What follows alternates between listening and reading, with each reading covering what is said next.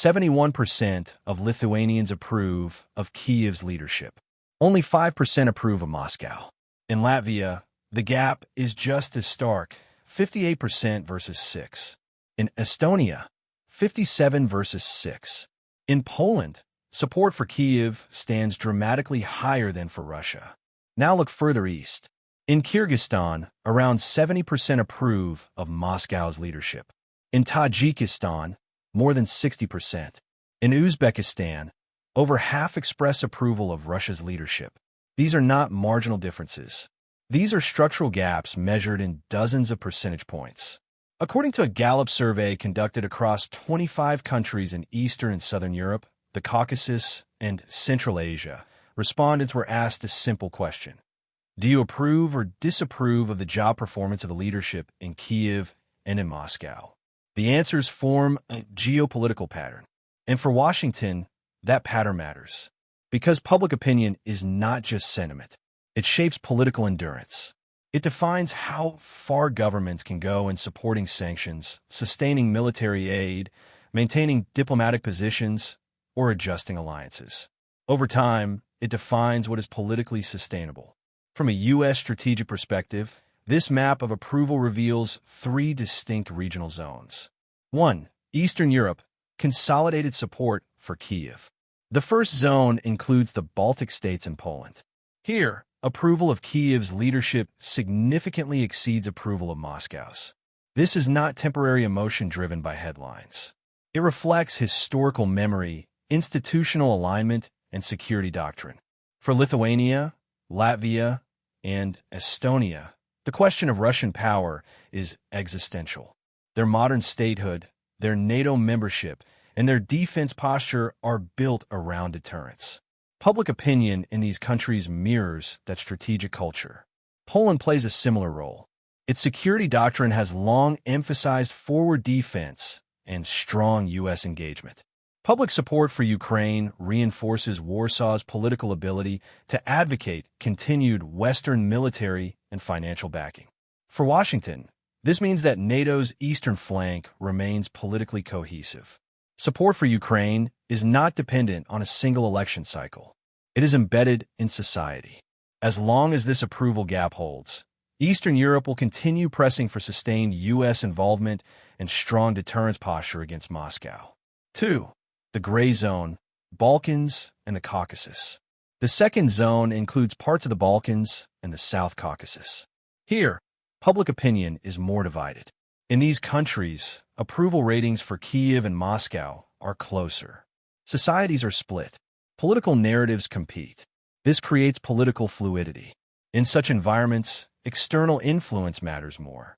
Diplomatic engagement, economic partnerships, media narratives, and energy ties all shape public perception.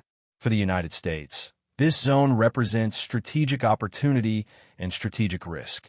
Opportunity, because influence is still contestable. Risk, because hesitation or inconsistency can allow other actors to consolidate their position. In regions where public opinion is balanced, alignment is not predetermined. It evolves. 3. Central Asia. Structural lean toward Moscow. The third zone is Central Asia. Here, approval of Moscow's leadership significantly exceeds approval of Kyiv's. This is not necessarily ideological support. It reflects structural realities. Russia remains deeply integrated into Central Asian economies. Millions of labor migrants work in Russia and send remittances home. Energy networks, transportation infrastructure, and security arrangements are interconnected. For governments in the region, stability often means maintaining functional ties with Moscow. From a U.S. perspective, this signals that Russia retains strategic depth in its near abroad, even under sanctions pressure. Despite economic constraints and military commitments elsewhere, Moscow continues to command significant public legitimacy in parts of its traditional sphere of influence. This matters because strategic depth enhances resilience. It allows a state to absorb external pressure while maintaining regional influence. Why this map matters for the United States. At first glance, these numbers may seem regional, but they intersect directly with American interests.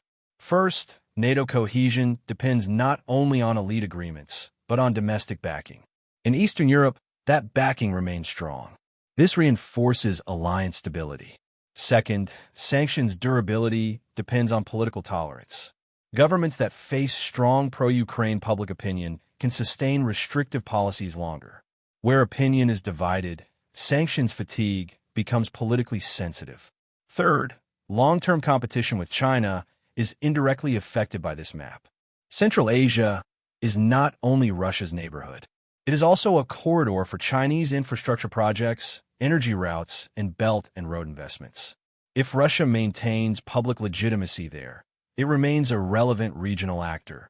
If that legitimacy erodes, China's relative influence likely expands. Either scenario intersects with broader U.S.-China strategic competition. Public opinion as strategic infrastructure. Governments can defy public opinion temporarily, but sustained foreign policy requires political legitimacy. In democratic systems, this is straightforward. Voters influence leadership. In more centralized systems, public mood still defines the limits of acceptable risk.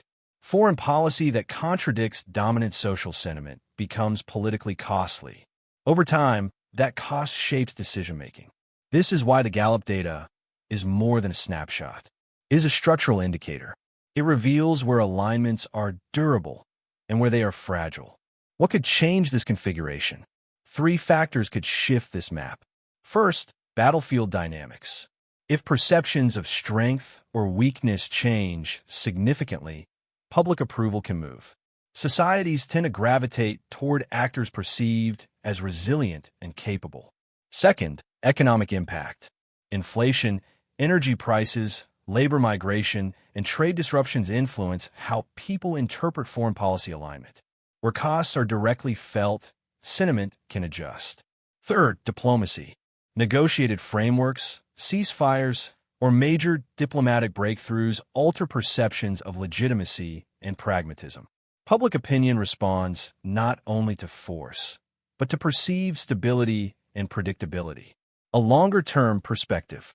Beyond the immediate conflict, this map reveals something broader, a divergence in regional identity. In countries where approval of Kyiv is higher, integration with Western institutions remains the dominant trajectory. NATO, the European Union, rule-based order, these are not abstract concepts. They shape political self-understanding. In countries where approval of Moscow is higher, multipolar balancing and pragmatic sovereignty tend to dominate. The emphasis is less on normative alignment and more on functional stability. In the gray zones, identity remains fluid, and identity shapes alignment. Strategic implications for Washington. For U.S. policymakers, this configuration suggests several realities. Eastern Europe will continue advocating strong U.S. presence and deterrence posture. Central Asia requires calibrated engagement, recognizing existing Russian influence. The Balkans and Caucasus remain arenas where influence is still contestable. Most importantly, this map reminds us that geopolitical shifts begin quietly. Before treaties are signed, public perception evolves. Before alliances shift formally, social tolerance adjusts. Before strategic realignment becomes official policy, legitimacy moves beneath the surface. This Gallup survey does not determine outcomes, but it illuminates structural tendencies. It shows where support is entrenched and where it is conditional.